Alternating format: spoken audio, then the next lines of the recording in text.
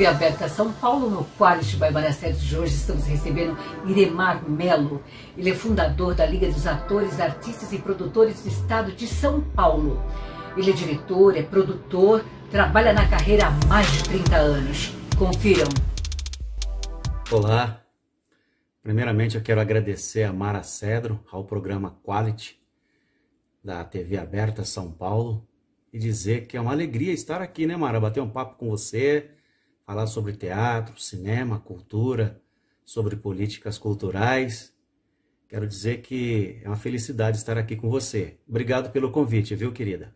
Bem, a Liga nasceu de um movimento chamado Em Defesa dos Atores. Foi um movimento que reivindicava os direitos na área da publicidade, em especial o cachê teste. Esse movimento existiu por pelo menos uns 8 anos e reivindicava o cachê teste na área da publicidade. Então a gente reivindicava contrato de trabalho, reivindicava na área da publicidade que os testes fossem organizados, que fossem com horários marcados. Então, era essa a nossa reivindicação do movimento. Não no sentido de que não reivindicamos mais.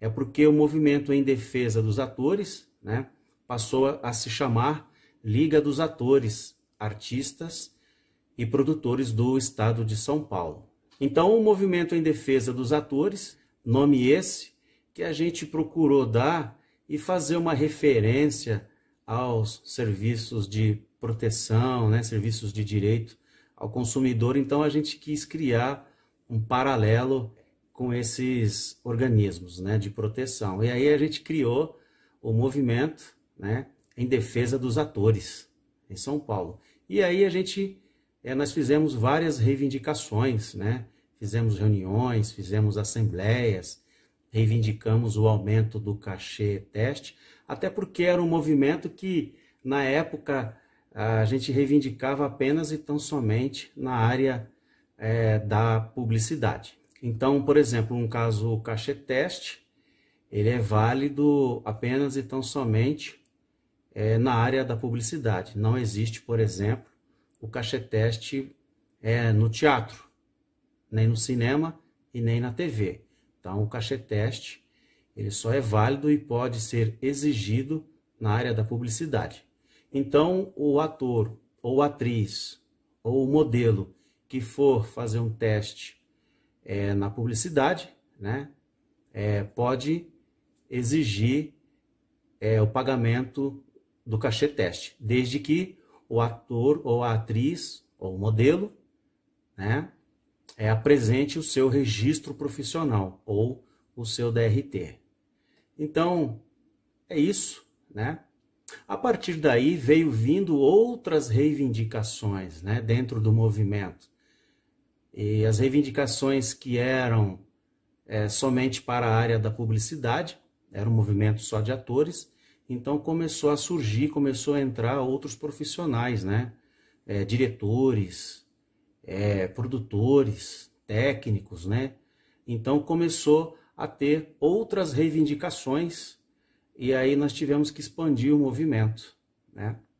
Com isso, nós nos juntamos e fizemos uma reunião para poder mudar o nome do movimento em defesa dos atores.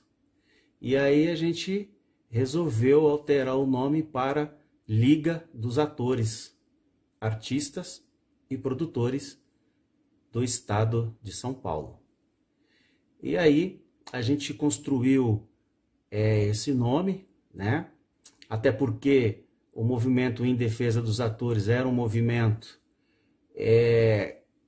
que apenas reivindicava na área da publicidade, então a gente passou a estender as reivindicações para outras áreas, né?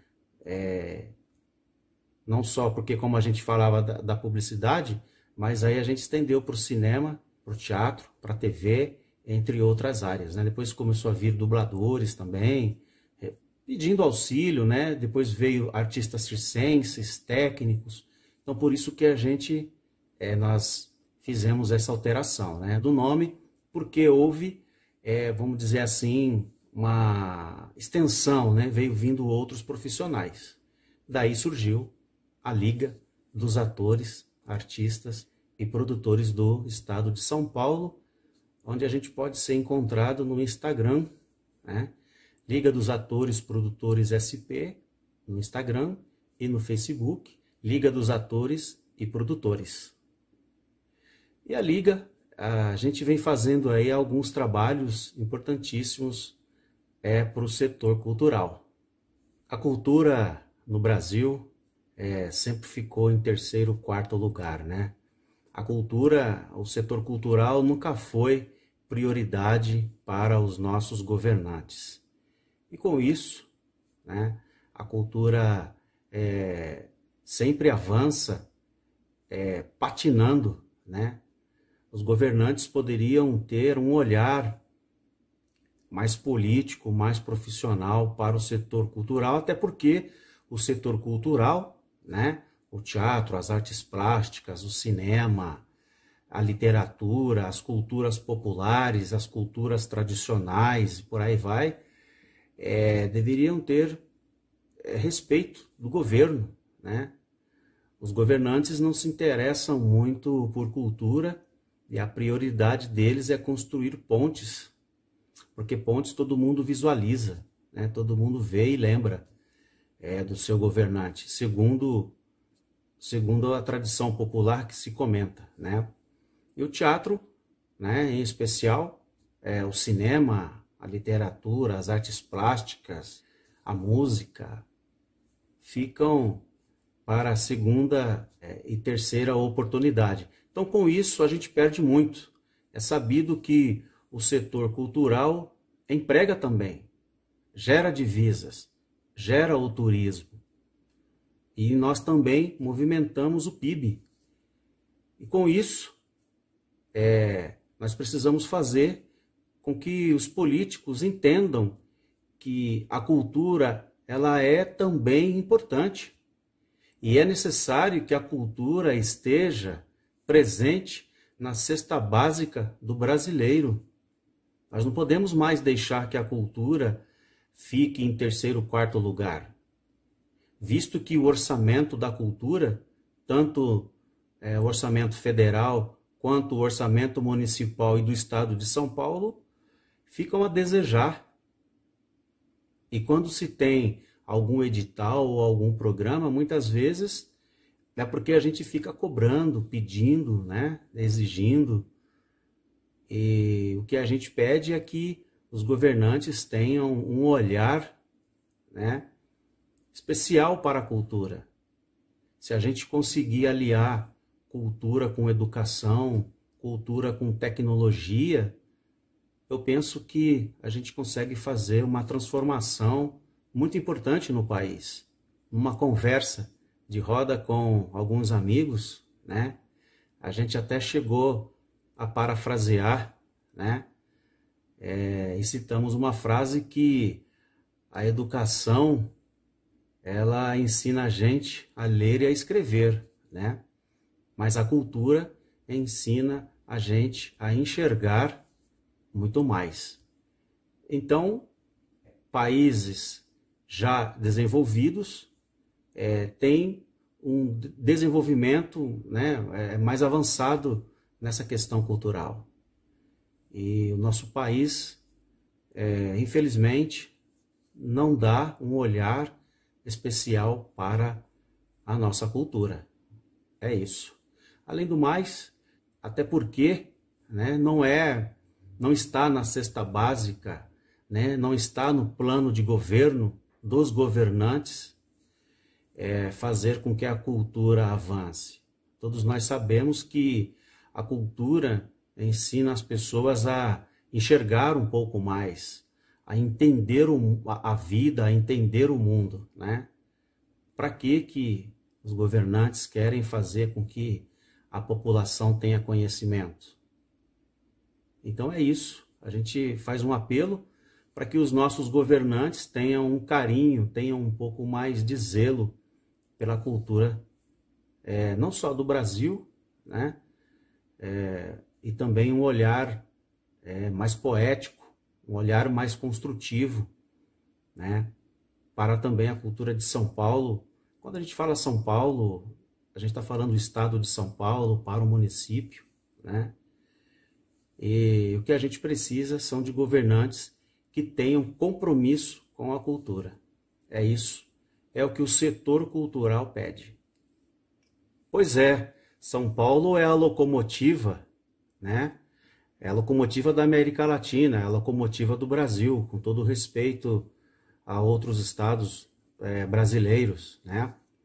Aqui em São Paulo você encontra variadas formas de espetáculos. Aqui você encontra espetáculo musical, você encontra stand-up, encontra espetáculos infantis, dramas, comédias. Enfim, tem para todos os gostos, né? O setor cultural em São Paulo é muito rico e oferece uma vasta lista de entretenimento, entre shows, espetáculos e por aí vai. São Paulo precisa ser uma cidade respeitada no setor cultural. É necessário que haja investimentos, né? Com prêmios, com editais. As leis de incentivos precisam ser aprimoradas, né? A gente vê ainda que as leis de incentivo aqui no estado de São Paulo e no município e também no Brasil, elas patinam entre si. É necessário que haja um reforço, né? Que haja vamos dizer assim, uma modernização dessas leis de incentivos, né? Porque o setor cultural emprega, gera turismo. As leis de incentivo, se a gente for parar para pensar, tem profissionais que ainda não entenderam esse processo de entrar nas leis de incentivo, porque é uma roda, né? Pessoas vão pegando 5, 6, 10 anos de profissão, 20 anos de profissão, 30, né? Vai pegando o jeito, aí o outro vai entrando, né, nessa cadeia produtiva, e muitas vezes para você entender essa engrenagem de leis de incentivos, de editais, programas, é uma engrenagem, é uma parafernália que você precisa ser um estudioso das leis de incentivo, de programas e editais. E por conta disso, né, cada vez mais as leis de incentivos e esses programas e editais vêm exigindo dos profissionais, dos produtores que lidam diretamente com essas formas de incentivos, né, vem exigindo cada vez mais documentações, conhecimentos, né? É necessário que quem esteja entrando para a carreira tenha esse conhecimento. É necessário a profissionalização dessa mão de obra, né? Visto que tem muitos produtores de shows, né? De espetáculos, peças teatrais, de filmes, de literatura, né? Que não tem o conhecimento dessas ferramentas. E se sabe que existe, muitas vezes não sabe formatar e entrar, né, na disputa de um edital, de uma lei de incentivo, até porque é difícil, né? Quando você pega um formulário de uma lei de incentivo, por exemplo, no caso da Lei Rouanet, é necessário você entender o juridiquês, né? E aí você tem que ler a Bíblia da Lei Rouanet, que se chama Instrução Normativa, e tentar entender o que é que a instrução normativa está querendo dizer quando você for formatar um projeto. E aí você tem projetos de variados formatos, né, de variados orçamentos. Você tem projetos que custam R$10 mil, que chegam na Lei Rouanet, né? Tem projetos que chegam no valor de 100 mil, de R$1 milhão, né? Enfim, de tantos valores. Então é necessário entender essa ferramenta de trabalho, né? Que são as leis de incentivos espalhadas aí pelo Brasil, né? Pelos estados brasileiros. E muitos produtores, artistas, né? Fazedores de cultura e arte, gestores, instituições ficam de fora porque é uma parafernália que essas leis de incentivos elas te exigem, né? Exige de você aí um esforço a mais. E muitas vezes você consegue formatar o projeto, inserir na lei de incentivo, mas aí o cansaço te vence, né? O cansaço te vence, a falta de uma organização, a falta de um planejamento, acaba vencendo aquela produção, aquele produtor, né? E é onde a produção não vai para frente. Agora, tem variados cursos de produção, cursos de formatação de projetos para editais, desses que a gente encontra aí no YouTube, enfim, nas redes sociais. Existem aí importantes profissionais que ministram cursos de formatação de projetos né, e no entendimento das leis de incentivo. Então, é importante que a produção, que os produtores busquem esse conhecimento para não poder ficar de fora, né? E aí, juntado a isso, além das leis de incentivos, né, você tem os editais, né, e programas. Então é isso no caso das leis de incentivo, quando o produtor ele formata o projeto, que ele insere o projeto na lei de incentivo, né, seja do seu estado ou, no caso, a lei federal, lei Rouanet, aí ele precisa aguardar a aprovação daquele projeto, aguardar sair no diário oficial, aguardar autorização para a captação do patrocínio. Aí depois, para poder ir captar o patrocínio para colocar o projeto em funcionamento. O ato de ser aprovado numa lei de incentivo, isto não significa que o produtor, que a produção, vai receber já a verba. Não, quando o projeto é aprovado, você ainda tem que captar o projeto junto às empresas. É assim que funciona. Diferente de um edital municipal ou de um edital estadual ou federal, que é onde você manda o projeto e se você for aprovado, aí você pode receber em 3, 4 vezes aquela verba dentro desse formato. E aí você não precisa captar nas empresas. Quando é edital, não. Edital você recebe já diretamente como forma de depósito. Enfim, então várias produções ficam de fora até porque não tem conhecimento de como formatar um edital, é um emaranhado de informações e de documentos, você precisa estar em dia com a sua documentação, e é tudo muito complexo, né? E o que a gente espera é que o setor avance, e se profissionalize ainda mais, buscando conhecimento, né? Contratando equipes profissionais, seja para o espetáculo de teatro, seja para um show musical ou para produzir um filme, né? É necessário a profissionalização e a qualificação desses profissionais envolvidos. Atualmente, o foco da Liga dos Atores, Artistas e Produtores do Estado de São Paulo, o nosso foco é pela reabertura dos teatros e equipamentos culturais de São Paulo. Nós somos favoráveis à reabertura dos teatros e cumprir com todos os protocolos de segurança, visto que os bares, os restaurantes, shoppings, igrejas, praias estão todos reabertos, né? E nós queremos cumprir com todos os protocolos. Os teatros querem reabrir.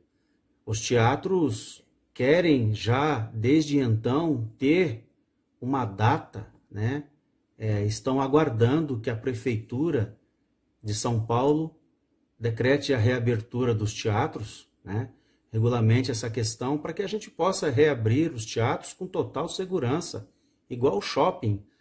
Os teatros, vários já estão preparados, outros estão se preparando.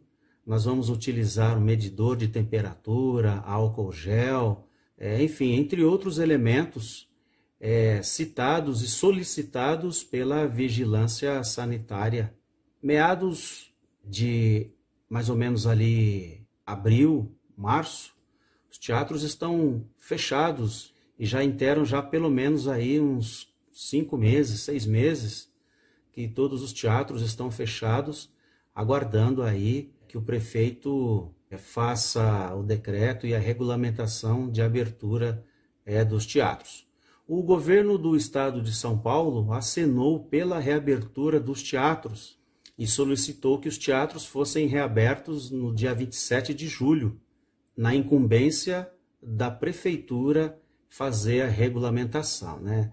Naquela época, a prefeitura entendeu não reabrir e lançou um edital chamado Palco Presente, que era um edital de lives para os teatros. Então a prefeitura protelou a reabertura ali para aquele momento e colocou que reabriria em agosto, depois colocou que reabriria em setembro. Então nós estamos aguardando a prefeitura reabrir. O prefeito Bruno Covas acenou na mídia que vai reabrir os teatros na fase verde, e é isso que estamos aguardando. Naquela ocasião, o governo do estado de São Paulo decretou reabertura dos teatros com 40% na fase amarela, e que na fase verde seria com 60%. Então, a Prefeitura de São Paulo está aguardando a fase verde para que os teatros possam reabrir na fase verde, com 60% de lotação. Então, os estudiosos do governo, tanto do governo estadual quanto do governo municipal, entendem que os teatros só podem reabrir com 60% e os outros 40% ficarão bloqueados para poder dar o distanciamento dentro do teatro. E que o teatro vai estar sempre seguro, né? Até porque os espectadores vão assistir os espetáculos, né, com máscaras dentro do teatro. Estarão distanciados uns dos outros, além de que os espectadores serão recebidos, no caso, pelas equipes dos teatros, e na mesma medida, na mesma proporção do setor comercial. Quando a gente cita bares, restaurantes e shoppings, a gente quer dizer que a mesma segurança que eles estão oferecendo, toda a cautela, a higienização, os teatros também já estão oferecendo todo esse preparativo para receber o espectador, né? E nós fizemos uma pesquisa se o público voltaria a assistir os espetáculos caso os teatros oferecessem a mesma segurança que os shoppings, bares e restaurantes e igrejas oferecem. O público acenou que sim, que voltaria ao teatro para a nossa felicidade. Então a gente está muito feliz, aguardando o prefeito Bruno Covas regulamentar a abertura dos teatros, não só dos teatros, mas das casas de eventos, casas de shows. E claro que o que nós mais queremos é reabrir os teatros e cumprir com todos os protocolos de segurança. Deixar tudo organizado, tudo bonitinho, tudo bacana, tudo muito profissional, até porque São Paulo tem know-how para isso. É um polo cultural, artístico, de entretenimento e de eventos. Acolhe espectadores, clientes de outros municípios, estados brasileiros e de outros países. Então eu penso que todos nós, cumprindo com todas as obrigações ditadas por importantes profissionais da infectologia, tenho certeza absoluta que se a gente aliar segurança e aliar a parte de higienização e trabalho, nós vamos conseguir avançar e vamos conseguir cumprir com todas as metas dadas pela vigilância sanitária. Até porque o teatro é a nossa casa, então nós vamos receber o público com profissionalismo, com muito carinho, com muita atenção. A gente sempre conversa, né? Nós, os produtores, os diretores, os gestores de teatros, estão ansiosos pela reabertura e a gente sempre tem conversado, né, uns com os outros, conversado também com os espectadores.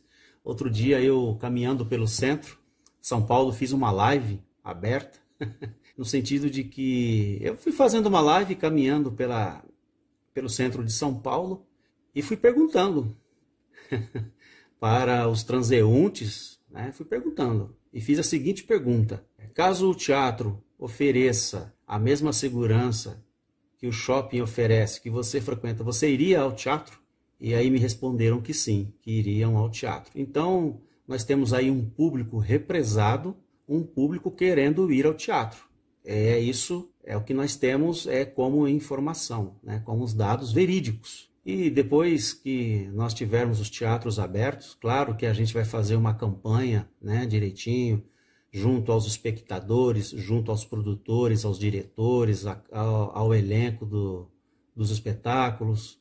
A gente vai organizar, planejar. Assim que o prefeito decretar a reabertura dos teatros, nós vamos nos juntarmos, nós, os produtores, os diretores, os gestores, elenco, nós vamos nos juntar, nós vamos nos organizarmos, planejarmos a retomada dos teatros. Como é que a gente vai fazer com os espetáculos? Enfim, e já conversamos, já alguns meses atrás, a gente vem dialogando sobre isso, sobre a questão do comportamento das produções junto aos teatros. Nós conversamos sobre várias questões. A primeira delas foi sobre a questão da segurança do público e dos artistas, e técnicos, bem como dos envolvidos e frequentadores do teatro. A gente conversou sobre produções, sobre custo, benefício, e foi uma conversa muito sadia, muito profissional nesse sentido. Então, nós somos crentes que, aliando trabalho e segurança junto à higienização, nós vamos conseguir fazer um excelente trabalho. E, além de que, com certeza absoluta, o público, além de ir assistir a um ótimo espetáculo em São Paulo, porque São Paulo tem cabedal para isso, e com certeza absoluta, o público vai sentir que o teatro está preparado e seguro para recebê-lo. E é isso que a gente quer, receber o público de braços abertos. É isso.